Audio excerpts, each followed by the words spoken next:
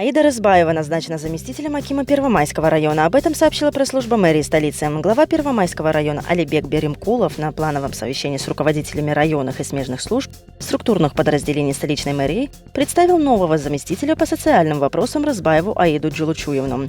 Рызбаева ранее возглавляла управление социального развития мэрии города Бишкек. По образованию врач, трудилась в системе здравоохранения, руководила Центром семейной медицины номер 13. В Первомайском районном суде после обеда 4 марта продолжаются предварительные слушания по событиям 7 и 8 августа 2019 года в селе Куйташ. По делу проходит 14 обвиняемых, одним из которых является бывший президент Алмазбек Атамбаев. Как сообщили государственные обвинители, Атамбаев не присутствовал в зале суда. Он передал ходатайство, чтобы слушания продолжились без него. Кроме этого, на слушаниях не присутствовала депутат Ирина Карамушкина.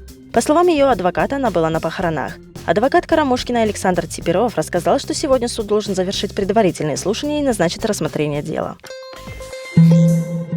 В Кыргызстане налогоплательщики с 1 января 2019 года могут не сдавать в налоговые органы информационный расчет по налогу на имущество. Об этом напоминают в Государственной налоговой службе.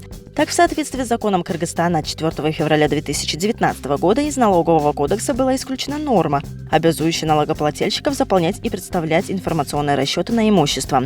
Теперь собственники имущества будут указывать информацию о своем имуществе только в единой налоговой декларации, которую сдают ежегодно юридические лица до 1 марта, а физические лица до 1 апреля. Формы единой налоговой декларации дополнены приложениями, в которых налогоплательщики будут указывать объекты налогообложения и расчеты по налогу на имущество и земельному налогу на текущий налоговый год, которые вступили в силу с 1 февраля 2020 года. В Наакенском районе Джалалабадской области произошло ДТП, сообщает пресс-служба МЧС Кыргызстана. По ее данным, ДТП произошло 4 марта в час ночи на 493 километрах автодороги Бишкек-Ош с участием автомашин Mercedes-Benz Vito и Honda Jazz. В результате погибли 7 человек, еще 6 человек пострадали. Пострадавшие госпитализированы в больницу городка Шамалдысай, а тела погибших доставлены в морг больницы города Кучкората.